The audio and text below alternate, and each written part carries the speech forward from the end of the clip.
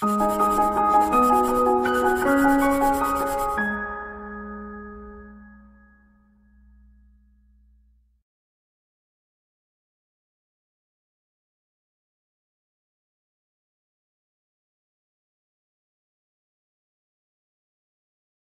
friends, welcome to ProTalent, and this is one of the very important discussion we are having for you that is related to your CLAT preparation.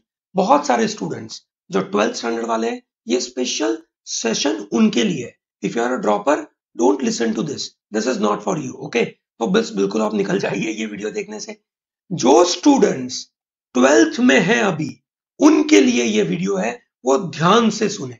आप में से बहुत सारे students ने मुझे YouTube के ऊपर और WhatsApp करके पूछा था कि सर आप ये तो बताइए कि हम बोर्ड पे भी ध्यान देना है और आप क्लैट के ऊपर बोल रहे हैं कि भाई 10, 12, 14 घंटे लगा दीजिए आपका हो जाएगा, तो हमें बोर्ड के ऊपर भी ध्यान देना है, हम क्या करें? ठीक है, तो ये वीडियो आपके लिए है. ठीक है, this is a January month. We have January, okay, we have February, we have March, and then we have April. okay, मई में अपना एग्जाम है. May is your CLAT exam, which is 12th May. ठीक है, okay, I think this is known to you. ये रफली half Jain निकाल दो.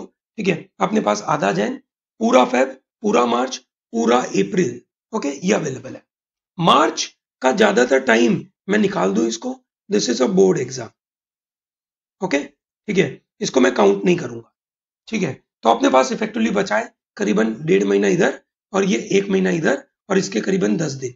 सो रफली मेरे पास ये 1 महीना दैट इज 30 डेज प्लस ये 15 और ये 10 करीबन उसके 25 दिन और मार्च और अप्रैल के 30 दिन. ठीक है, और अप्रैल भी बेचारा 30 दिन वाला है, 31 वाला आया होता तो मजा आता. बट एनीवे, सो इफेक्टिवली अपने पास समय मिला कितना? 30 + 30, 60 + 25, 85 डेज का टाइम अवेलेबल है. ओके, अब करना क्या चाहिए?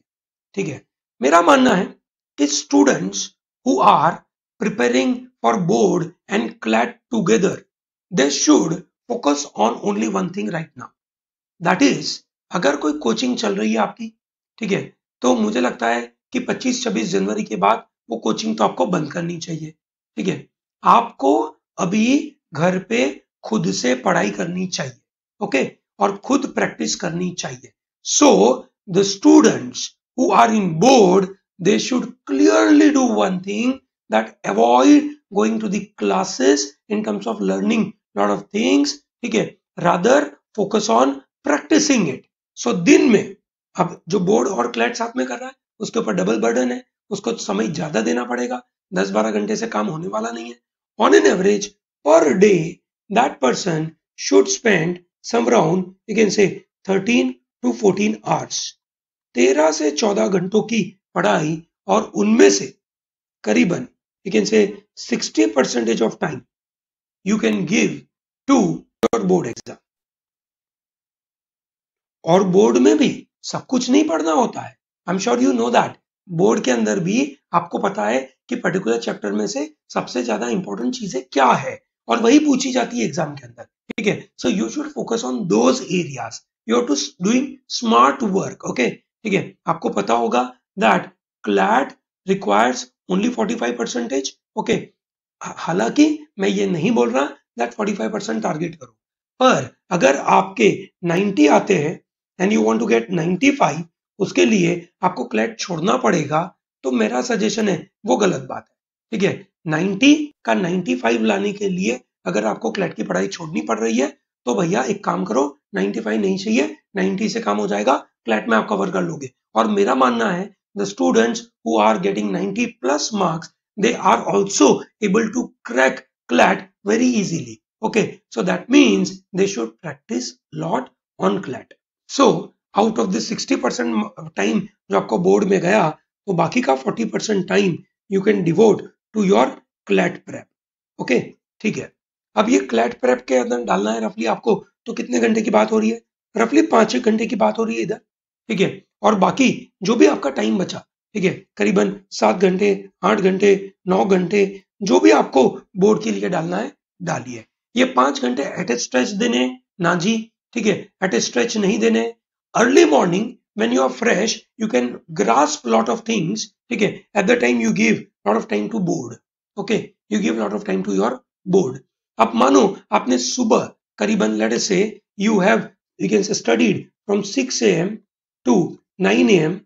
for your board, okay, जब आपका दिमाग चल रहा था और आपने यहाँ पे टफ सब्जेक्ट ही लिया था, ठीक है, तो अगर आपने ये काम किया है तो मेरा मानना है कि अगर आप 9 बजे से 11 बजे वाले टाइम आप क्लैट का कोई सेक्शनल टेस्ट ले लीजिए, ओके, 2-3 टेस्ट ले लीजिए और उसको रिव्यू भी करिए, ठीक है, और उसके ऊपर से नोट बना लीजिए कि भाई मेरे को इसमें से क्या क्या नहीं आया और ये मुझे आज के दिन में इनमें से क्या क्या चीजों का स्टडी करना है, ओके। सो ये आपने 9 से 11 कर दिया।